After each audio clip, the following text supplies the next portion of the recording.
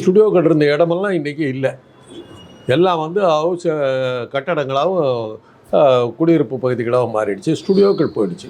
பிரசாத் ஸ்டுடியோவில் மாத்திரம் ரெக்கார்டிங் அது மாதிரி இதெல்லாம் வச்சு இந்த சீரியலுக்காக சில இடங்கள் வச்சுருக்காங்க போட்டுருக்கு. அதை தவிர ஸ்டுடியோஸ் போயிடுச்சு, தியேட்டர்ஸ் போயிடுச்சு. ஆக சினிமாங்கிற தொழிலே ஏறத்தாழ இல்லாமல் போயிடுச்சு. இது எங்களை போன்ற வயதுக்காரர்களுக்கு இது மிகப்பெரிய இழப்பு. ஏன்னா நாங்கள்லாம் சினிமாவிலேயே வளர்ந்தவங்க. நான்லாம் பிறந்த போது தான் சினிமா வந்து பிரபலமாக மிக பிரபலத்துக்கு வந்த நேரம். அந்த நேரத்தில் நாங்கள்லாம் பிறக்கிறோம். அப்போ வந்து சினிமா வந்து வாழ்க்கையோட ஒரு அம்சமாக இருந்தது. அந்த மாதிரி இருந்தது. பிரிக்க முடியாது, சினிமாவை பிரிக்க முடியாது. அதாவது ஒரு திருமணத்துக்கு புடவை எடுக்கிறாங்க, அந்த கதாநாயகி போட்டிருந்தா அந்த மாதிரி டிசைனில் அதை கடையிலே சொல்லுவாங்க, அந்த படத்தில் போட்டிருந்தாங்க இல்லைங்க, அதே டிசைனுங்க அப்படின்வாங்க. அப்படியெல்லாம் இருந்தது.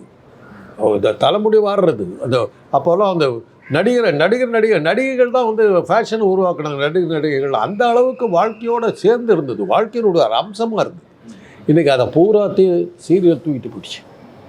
சீரியல் எப்படி ஹாலிவுட்டில் வந்து அந்த சீரியல்லாம் வந்ததுக்கு பிறகு ஹாலிவுட் படங்கள் காலியாகி போச்சோ, இன்றைக்கி உலகம் முழுவதிலுமே சினிமா இல்லை, எங்கேயுமே சினிமா இல்லை. இதில் பல கலைகள் அழிஞ்சிருச்சு.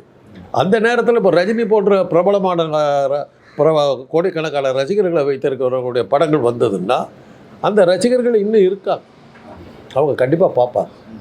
அதனால் அந்த படமும் வெற்றி அடையலைன்னா